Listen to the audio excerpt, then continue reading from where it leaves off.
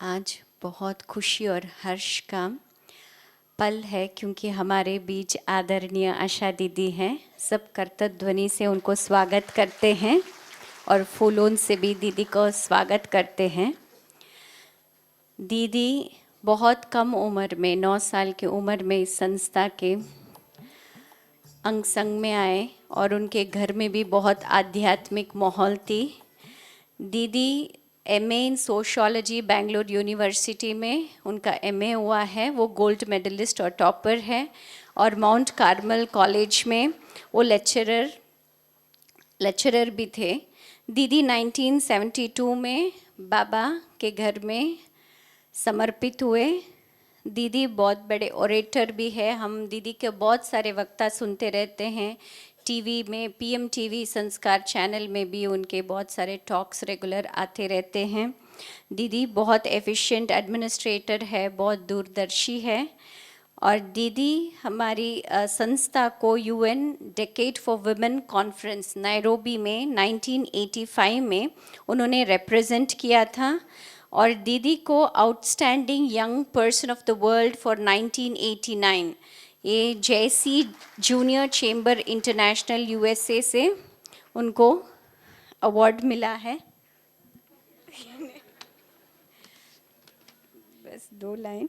दीदी का व्यक्तित्व ही ऐसा है कि उसको समाना 2 मिनट में ये है। तो आप सब जानते हैं दीदी भी एडमिनिस्ट्रेटिव हेड विंग का भी मेन चेयरपर्सन है और सी रिट्रीट सेंटर का डायरेक्टर भी है।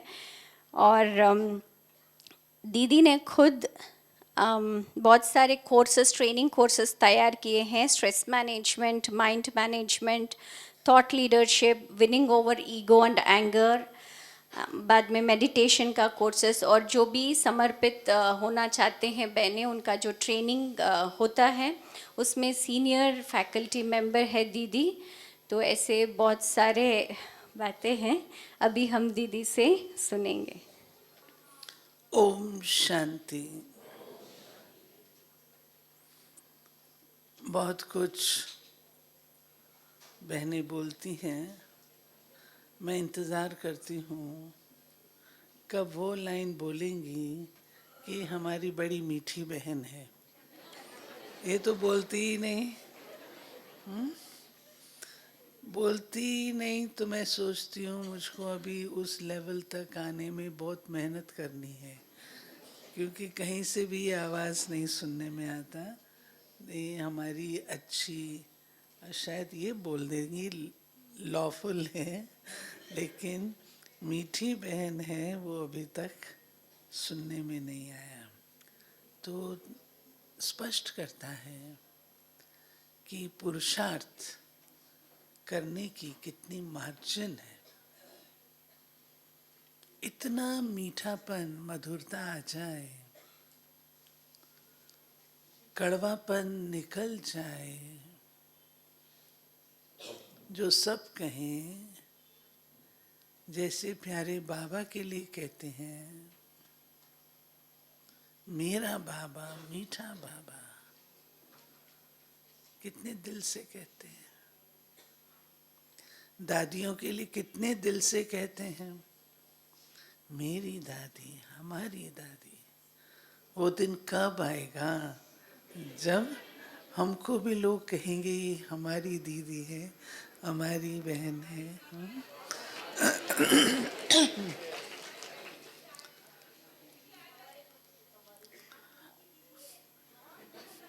अभी इसको डेफर कर दीजिए नेक्स्ट मीटिंग तक के लिए। अच्छा, तो आज का विषय, बाबा ने जो हम बच्चों को नियम दिए हैं और हमारी जो अल्टीमेट संगम युग के पुरुषार्थ की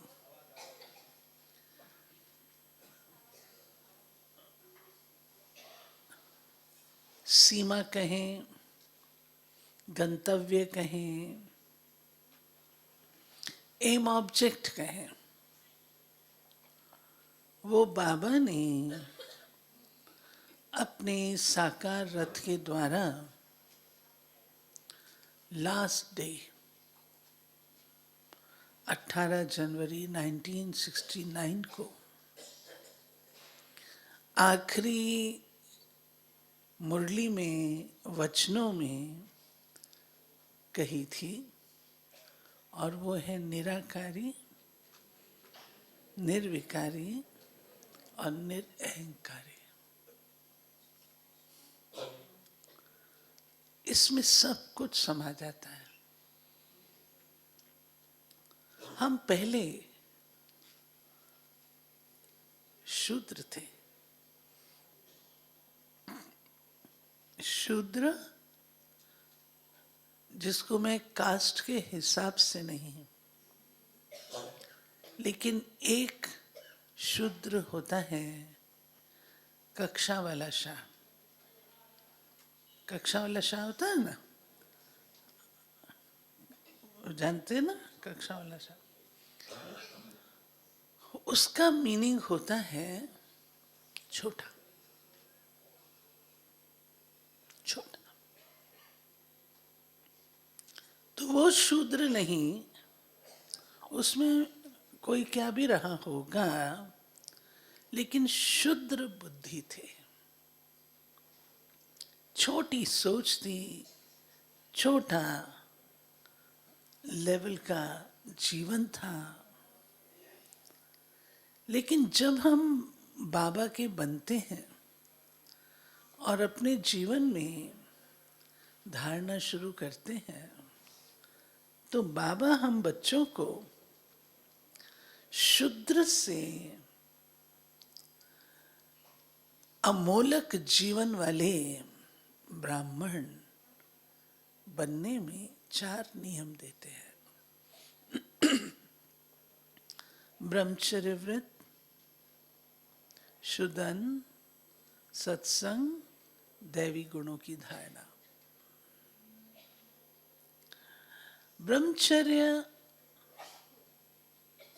आज मैं सोच रही थी सवेरे, ब्रह्मचर्य से भी हमने कितना सीमित अर्थ लिया है। हम बच्चे ब्रह्मचर्य व्रत के धारणा में हैं, कोई बड़ी बात नहीं है, कोई बहुत बड़ी अचीवमेंट नहीं है। द्वापर युग से ऋषि मुनि ब्रह्मचर्य व्रत की धारणा करते हैं। आज की इस कलयुगी दुनिया में भी आपको ऐसे लोग मिल जाते हैं जो ब्रह्मचर्य व्रत की पालना करते हैं। हम बच्चों ने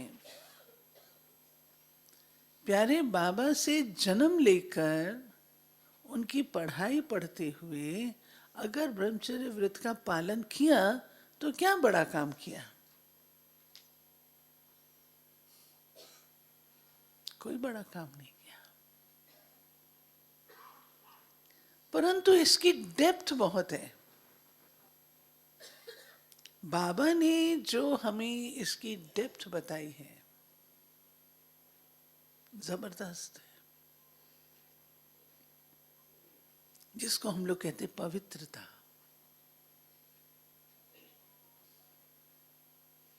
ब्रह्मचर्य अर्थात जो ब्रह्म की चर्या है उसका पालन।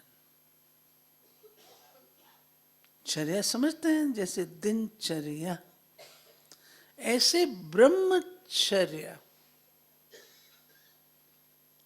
ब्रह्म परम धाम, वहां की चर्या क्या है?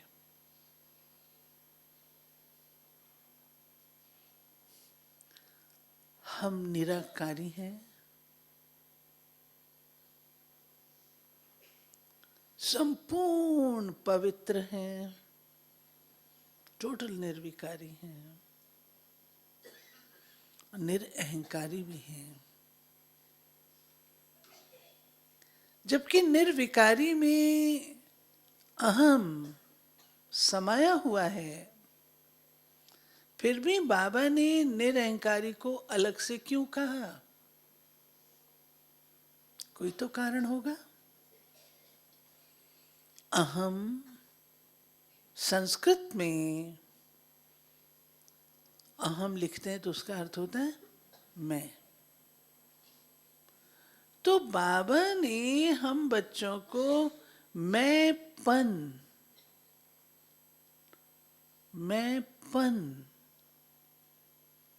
उससे छुड़ाया। परम धाम में मैंपन नहीं है, है? परम धाम में वो कॉन्शियसनेस ही नहीं है।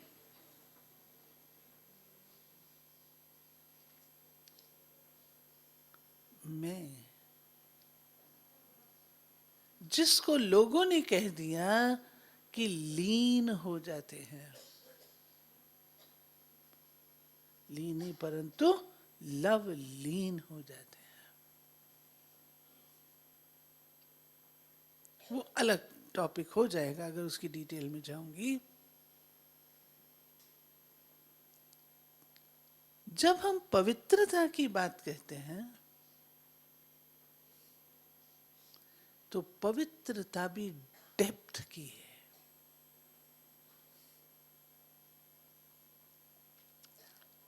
मानसिक शुद्धता। एक वक्त था जब बाबा कहते थे बच्चे कर्म में नहीं आना, मनसा में आता है ना तो उसको सामना करके कर्म में नहीं आना। आज की डेट में क्या है? मन में भी नहीं आना है। अगर मन में भी अपवित्र संकल्प आते हैं तो हम योगी नहीं बन सकते।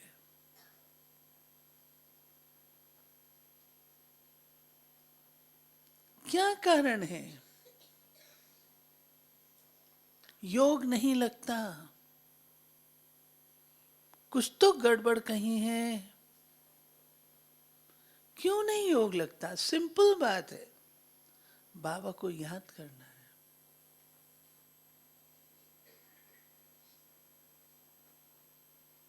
आप याद करें, जब हम लोग पढ़ते थे तो पढ़ाई कौन सी उसमें होती है? ब्रह्मचर्य आश्रम में। 4 आश्रम बताते हैं ना, ब्रह्मचर्य आश्रम में पढ़ाई होती है। उस समय बच्चे को क्या कहा जाता है? तुम्हारी बुद्धि केवल पढ़ाई में होनी चाहिए और कहीं नहीं। अगर कोई सहेली की शादी हो जाती थी तो माँ क्या कहती थी? अभी तुमको उसका संग नहीं करना है। क्यों? ये मन शुद्ध पवित्र सीप की तरह है।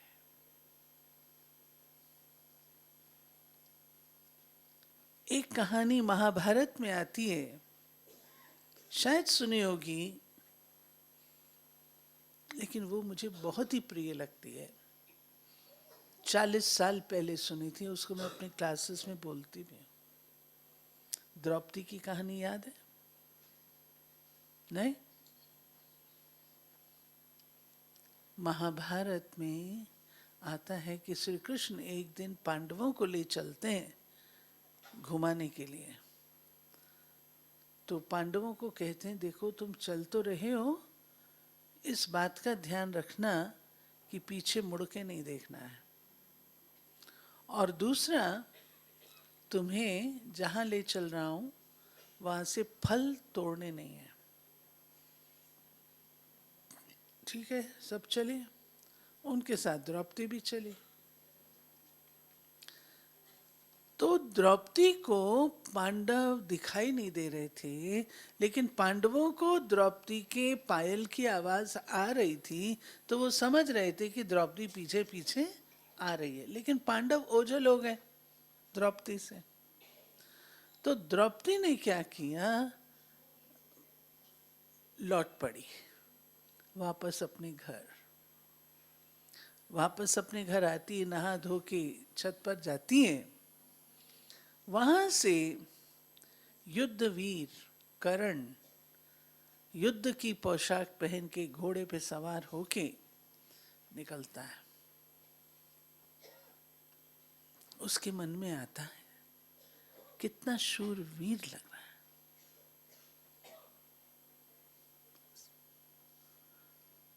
वहां पांडव पहुंचे तो भीम को लग गई भूख।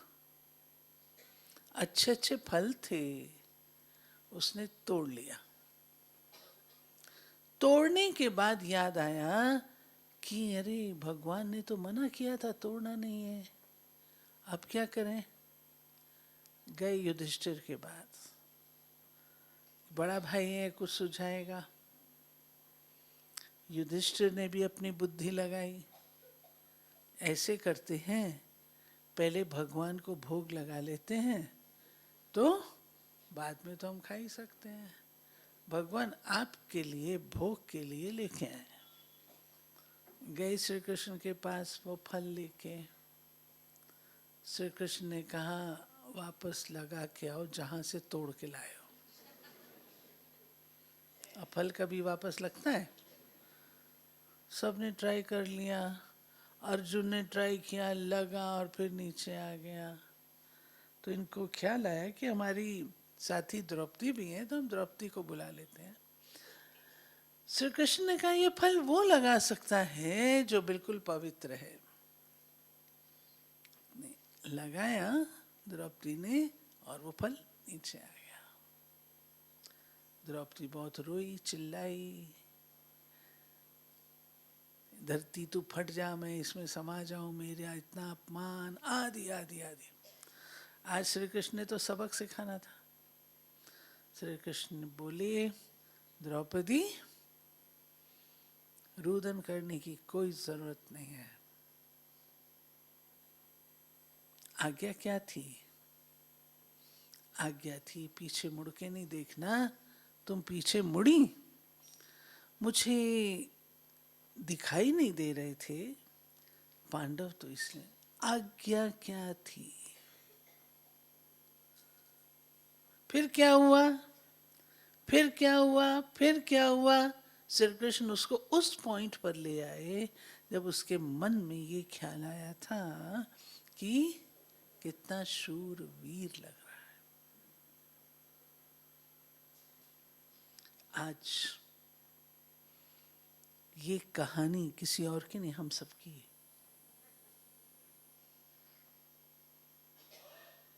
महाभारत कुछ ऐसा हुआ नहीं था। आज हम सब प्रभावित होते हैं।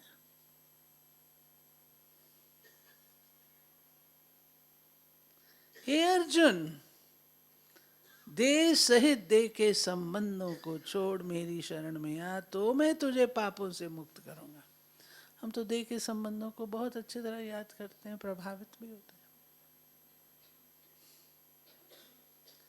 प्रभाव में आना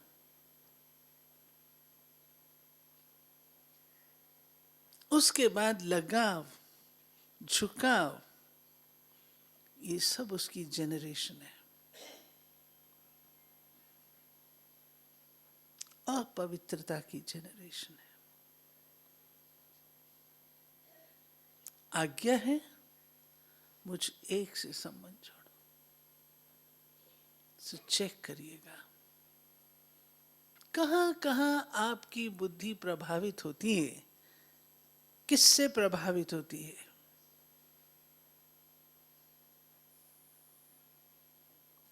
क्या सच में हमने उस व्रत का पालन उस स्तर तक किया हुआ है? कोई आत्मा क्यों याद आए? हम बहुत छोटे थे, कानपुर में गंगे दादी थी। वो पहला केंद्र है कानपुर सिविल लाइंस जो भाई बहनों ने मिलकर के खोला और सस्टेन किया। उसके बाद फिर अन्य केंद्रों की विधि वो बनी। पहला केंद्र कानपुर सिविल लाइन्स। ऑलमाइटी बाबा की प्रवेशता हुई, लेकिन उससे पहले संदेशी को कहा, मैं आऊंगा तो सभा में सब पवित्र बच्चे ही बैठने चाहिए, दूसरे नहीं। एक व्यक्ति था, मैं नाम नहीं लूंगी, जिसकी धारणा नहीं थी। बाबा ने ऊपर से लिस्ट भेजी, ये बैठेंगे और ये नहीं बैठेंगे।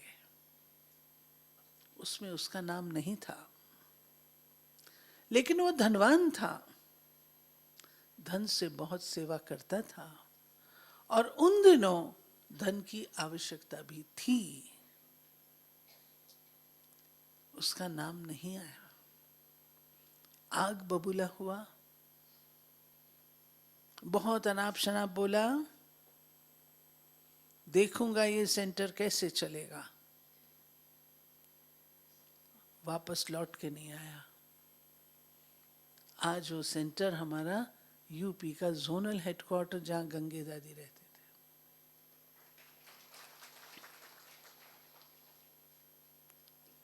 मन में अंश का आना,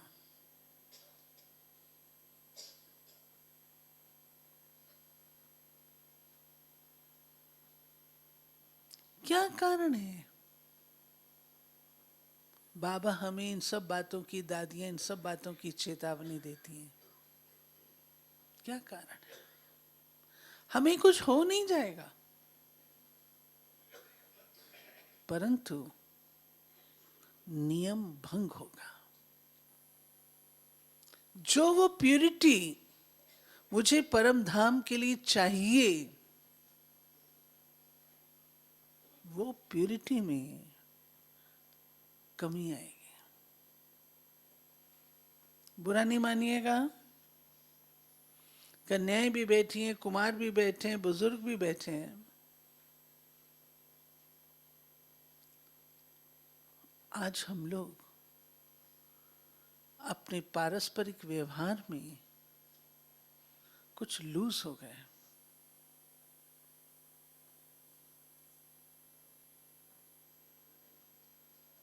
एक छोटा सा एग्जाम्पल सुनाती हूं, दादियां कैसे अटेंशन खिंचाती थी। पार्टी मधुबन जा रही थी। मधुबन पार्टी जाती है तो आपस में हम लोग खाते पीते हंसते गाते हैं। शाम का टाइम हुआ, सबने चाय पीनी थी। कोई समोसे बना के लाया था, सबको प्लेट में मिल रहे थे और टोली मिल रही थी। एक बहन के साइड में यहाँ पर भाई बैठे थे। बहन को 2 समोसे नहीं चाहिए था, 1 चाहिए था। उसने उठाकर वो समोसा अपनी थाली से उसकी थाली में डाल दिया। बात पूरी हो गई। मधुबन आए, रिफ्रेश होके गए। जब पांडवन पहुंचे तो गुलजार दादी ने उस बहन को बुलाया, इधर आओ। तुमने अपनी थाली में से समोसा निकाल करके दूसरे की थाली में डाला था? भाई की थाली, हाँ दादी डाला था, मेरे को 2 नहीं चाहिए, 1 चाहिए था। दादी ने कहा ये भी रॉन्ग है, तुमने क्यों डाला? कहा दादी मेरे को तो खबर है। दादी ने कहा आगे से नहीं करना। अब मैंने ये एग्जाम्पल दिया, इससे आप बाकी सब बातों को अपने आप समझ जाइए। दादियां यहां तक अटेंशन हम लोगों को खिंचाती थी।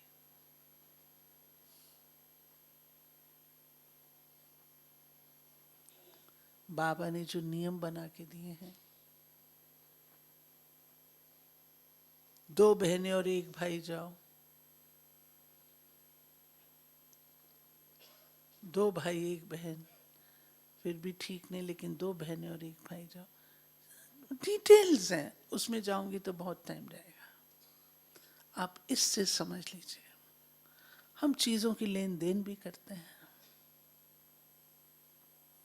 यहाँ तक कुछ लोग कहते हैं कि ये चीज इस बहन के लिए ही है, ये मकान इस बहन होगी तो मैं दूंगा।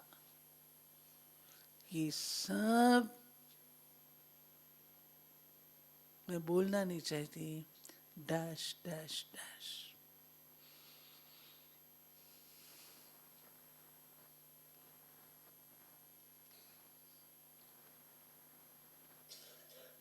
हम कभी किसी को अप्रिशिएट करते हैं, वो अलग चीज, लेकिन अप्रिसिएशन के पीछे हम दीवाने हो जाएं, वो तो राइट नहीं है, वो तो राइट नहीं है। मैं आपको छोटी सी और एक बात बताती हूँ।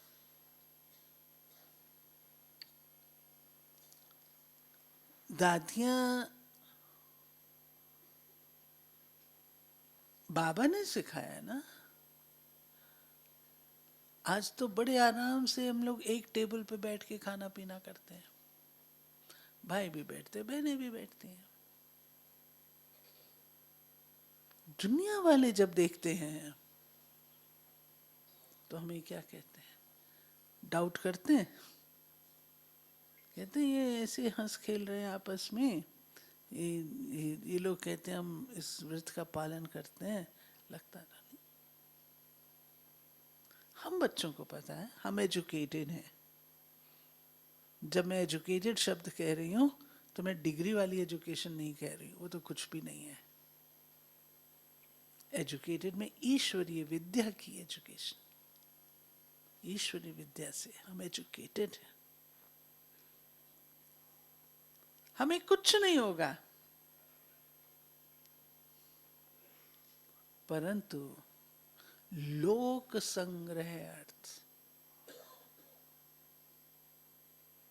वो भी इंपॉर्टेंट है। तो ब्रह्मचर्य अर्थात टोटल पवित्रता,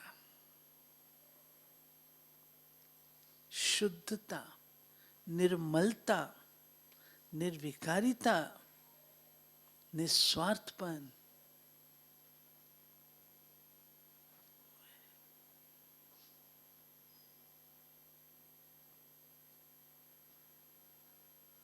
पवित्रता के कारण रावण उंगली नहीं लगा सका सीता को। पवित्रता का बल बहुत जबरदस्त बल है। जब तक सीता ने उल्लंघन नहीं किया, रावण अंदर प्रवेश नहीं कर सका, अग्नि जगती थी। इतना पवित्रता में ताकत है, और ये कम बात नहीं है।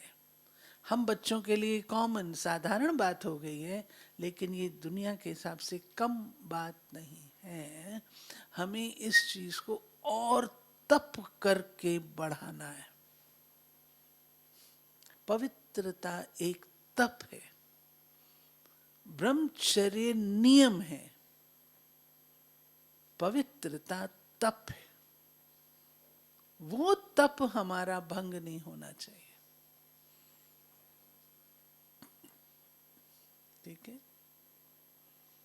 अब आओ शुद्ध अन्न पर।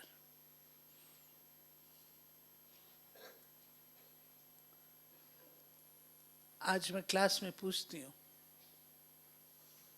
जो 100% शुद्ध अन्न का सेवन करते हैं वो हाथ तो खड़े करो। 100%। Ambika Ben, you can just see.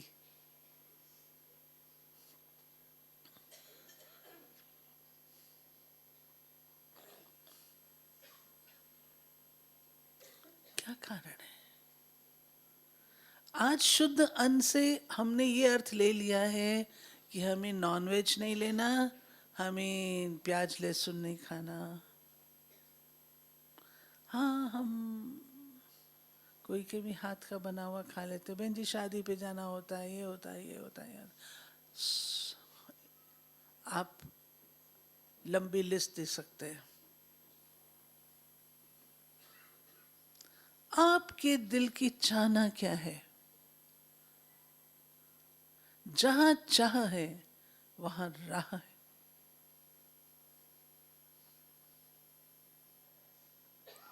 15 दिन विदेश टूर पर थी। कोई विदेशी सेंटर नहीं था। चलाया, अपने आप को चलाया। कॉलेज यूनिवर्सिटी में थे, पार्टीज अटेंड करते थे, चलाया, अपना लेके जाओ।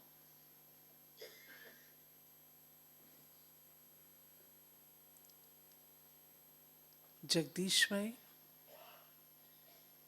इतने स्ट्रिक्ट थे, कभी जगदीश भाई पिकनिक्स अलाउ नहीं करते थे कि दूसरों की दृष्टि पड़ती है। ब्राह्मणों के भोजन पर दूसरों की दृष्टि नहीं पड़नी चाहिए।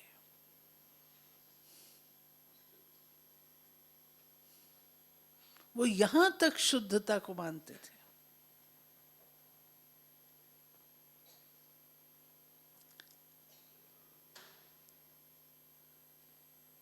उस तरफ मुंह करके अकेले में भोजन करते थे, दीवार की तरफ मुंह करके।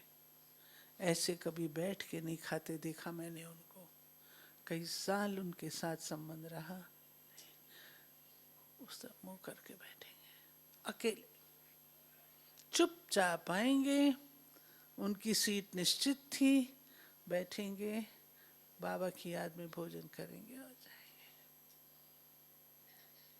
आज हम लोगों का हाल क्या है? किसी दिन बाबा मुरली में कह देते हैं, मिलिट्री वालों को बाबा छुट्टी देता है, ब्रेड तुम ले सकते हो। हर क्लास में उस दिन मुरली के बाद कोई ना कोई ऐसा अवश्य निकलता है जो कहता है, अच्छा बाबा ने ब्रेड की छुट्टी दे दी ना। शुद्ध अन्न, वाइब्रेशंस। मुझे याद आता है, हम पढ़ते थे, जॉइंट फैमिली थी, लोग आते थे, सबसे बड़े सब छोटे छोटे थे मेरे से, बचपन से ज्ञान में आए थे। एक दिन माँ ने कहा इडली बनानी, और सब लोग फैमिली इकट्ठी है तो ज़्यादा बनानी है। उन दिनों ऐसे सांचे नहीं होते थे। मेरा पढ़ने को मन था, लेकिन माँ ने कहा है तो ना तो नहीं करूँगी, लेकिन मेरे चेहरे के ऊपर थोड़ा सा शिकन आ गया। माँ ने देख लिया, कहा वापस आ जाओ, किचन में जाने की कोई जरूरत नहीं है। जिन वाइब्रेशन से आप बनाएंगे, उन्होंने नहीं कहा, ये सब मैंने अंडरस्टैंड किया, जिन वाइब्रेशन से आप बनाएंगे वो वाइब्रेशन आगे पास ऑन होंगे। कई बार कहते हैं, बहन जी आजकल अंकल चिप्स हैं, और भी कोई चिप्स निकल गए आजकल, ये है बिल्कुल मशीन मेड है बहन जी, आप चल के देखना, ये भुजिया जो है ना हल्दीराम की, बिल्कुल ही मशीन मेड है, टच नहीं करते। ठीक है, किस वृत्ति से बनाया हुआ है?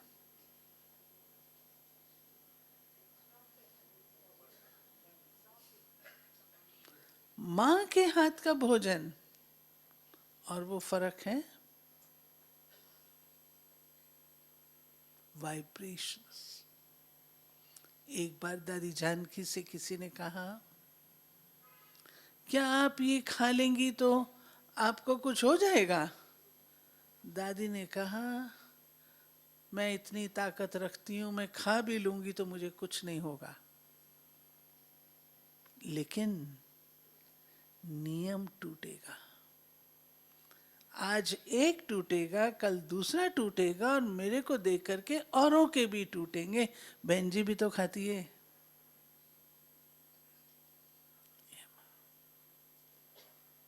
अन्न की शुद्धता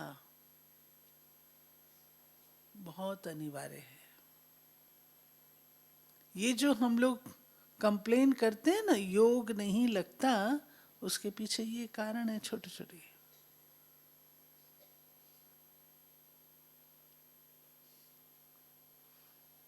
शुद्ध अन्न मात्र प्याज लहसुन तक सीमित नहीं है।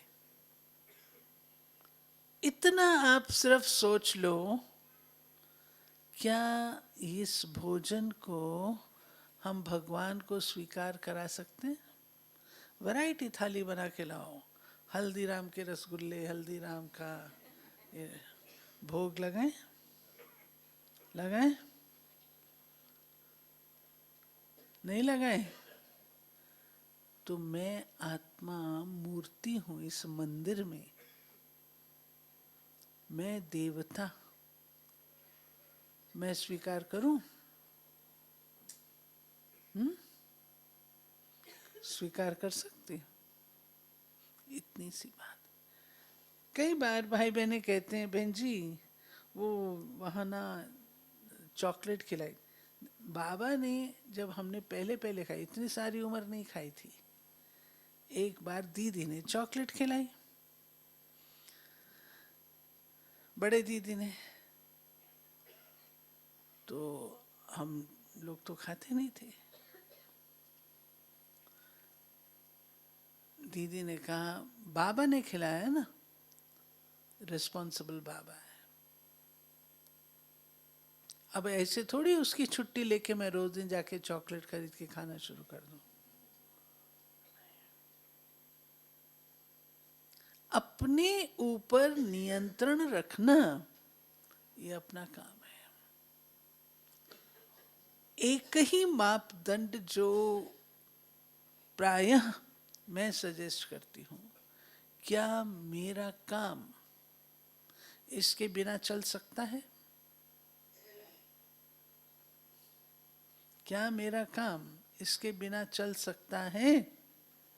अगर चल सकता है तो मैं अपने आप को उसमें रखूं ना।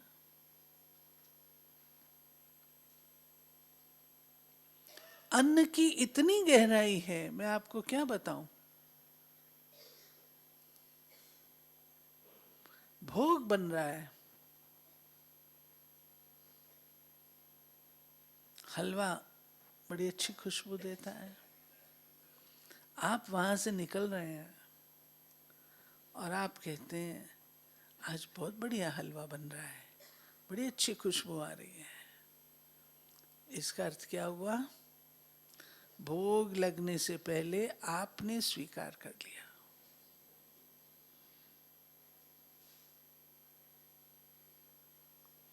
मानसिक रूप से अपने आप को इतना समर्पित होकर के भोजन बनाना है, तैयार करना है, जो मैं सब कुछ करूं लेकिन उसकी वासना ना लूं, बाबा को अर्पित होगा।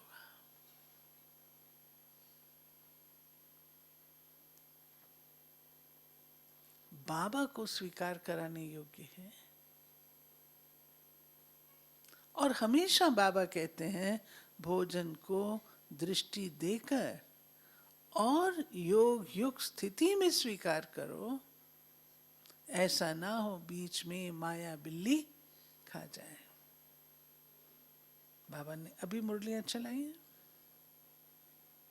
ये ध्यान। दादा विश्व किशोर थे, अपने हाथ से भोजन बनाते थे, इतनी किट थी, जहां जाते थे बनाते थे। मैं आपको डॉक्टर एल.एस. माथुर का सुनाती हूँ। Doctor LS. माथुर बाबा का पहला साइंटिस्ट बच्चा, जिनके घर में बाबा आके रहे थे। Director general meteorological observatories government of India, United Nations के कॉन्फ्रेंसेस में भी उनका जाना होता था। हमेशा उनकी युगल उनके साथ जाती थी। कुछ स्टेशन ऐसे होते थे जहां पर वो नहीं जाया करती थी, अलाउड नहीं था। डॉक्टर माथुर ने बाबा से पूछा, बाबा ऐसे मैं क्या करूं भोजन का?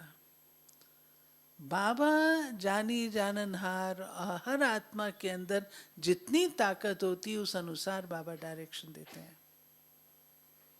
डॉक्टर माथुर को बाबा ने कहा, बच्चे दही जमाना सीख लो और खिचड़ी बनाना सीख लो। अपने साथ कुकर ले जाते थे, खिचड़ी बनाते थे और दही। विजय बहन नहीं जा सकती थी, बाबा ने सिखाया। बाबा कह सकते थे ना, बच्चे कोई हर्जा नहीं, तुम वहां के ब्रेड बिस्किट ले लेना, कह सकता था। बाबा ने नहीं कहा, क्योंकि बाबा उस बच्चे को स्ट्रांग बनाना चाहते। और वो ऐसी आत्मा थी जहां बाबा आके उनके घर में रहे।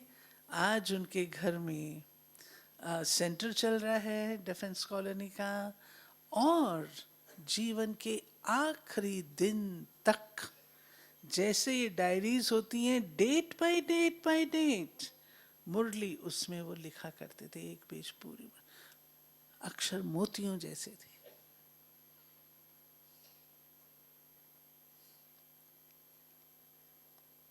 कॉन्फ्रेंसेस में जाते हैं, पार्टीज में जाते हैं, सब साधन है, अपना ले जाओ, सब अपना खोलो, आप अपना खाओ,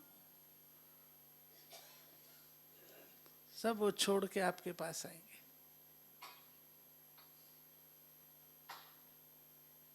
क्या मेरे अंदर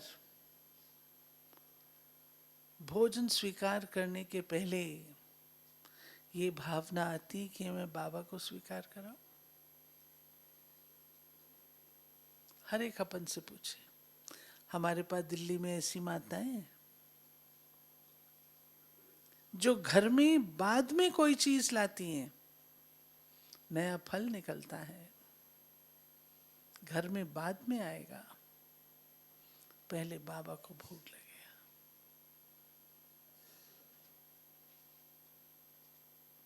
भावना, शुद्ध अन्न में भावना, याद में भोजन बनाना।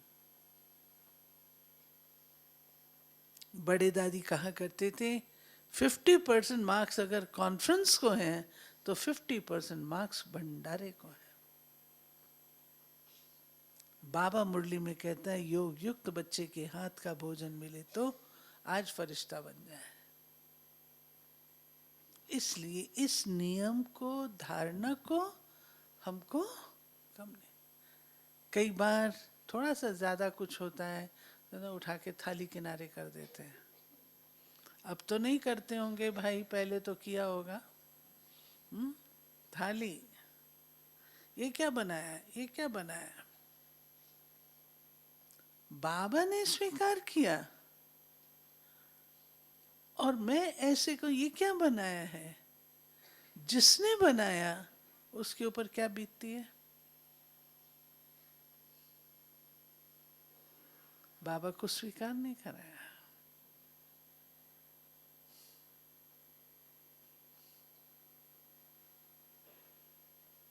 एक बहन थी, हमेशा जो भोजन बनता था ना, ये क्या बना है, ये क्या बना है? आप हैरान होंगे, उसने शरीर छोड़ा, किसी को याद ही नहीं रहा कि उसका भोग भी लगना है। क्यों? उसने यज्ञ के भोजन को कभी महत्व नहीं दिया। Very deep.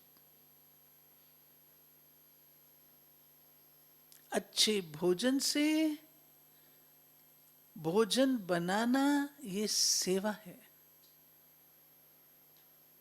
इससे आप मनुष्य की बुद्धि को बदल भी सकते हैं। गुड वाइब्रेशंस उसमें भरिए। ठीक है, इतना ही अभी लेती हूँ। मैं 15 मिनट एक्सीड कर गए, यहाँ क्लोज करूंगी। 2 रह गए हैं, वो फिर कभी मौका मिलेगा तो करेंगे। ठीक है,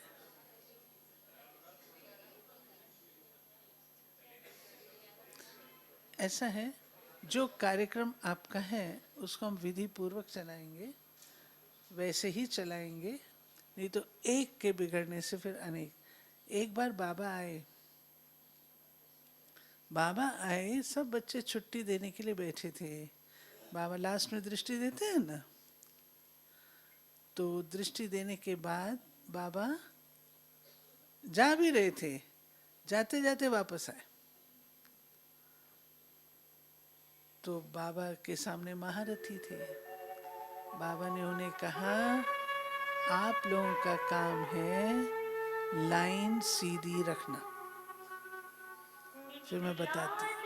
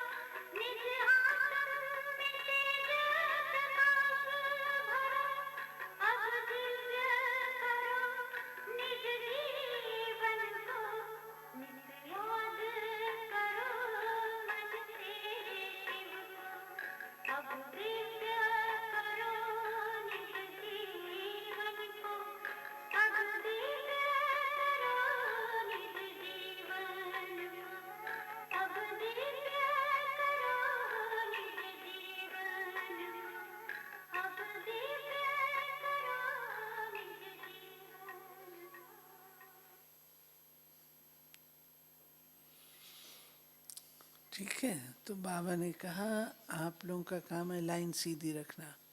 लाइन में मेरे पीछे दूसरा होगा, तीसरा, अगर मैं टेढ़ी होंगी तो लाइन टेढ़ी हो जाएगी ना।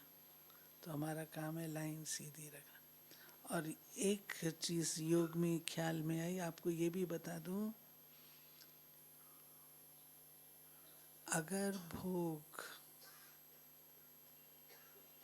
प्यार से, श्रद्धा से, भावना से, स्वच्छता से, दिल की पवित्रता से नहीं बनता है तो बाबा भी ऊपर स्वीकार नहीं करता है।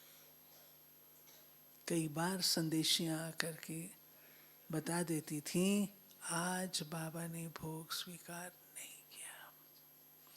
इसलिए इस सब्जेक्ट को कॉमन मत समझिएगा, ये बहुत इम्पोर्टेंट बात है कि अगर बाबा ने नहीं स्वीकार किया तो हम बच्चे कैसे स्वीकार कर सकते हैं। इतना ही अटेंशन रखिएगा, ठीक है। इधर उधर के खा लेना, इधर उधर जाना, ये एक दूसरे हाथ का खा ले, अरे नियम धारणा कुछ है नहीं, कैसे खाएंगे हम? अटेंशन, आप ये सब चीजें ठीक करनी शुरू करो, फिर देखो आपका योग कैसे लगता है। ओम शांति। Thank you. दिल तो कर रहा है मैं भी कंटिन्यू रखूं, परंतु लाइन सीधी रखनी है।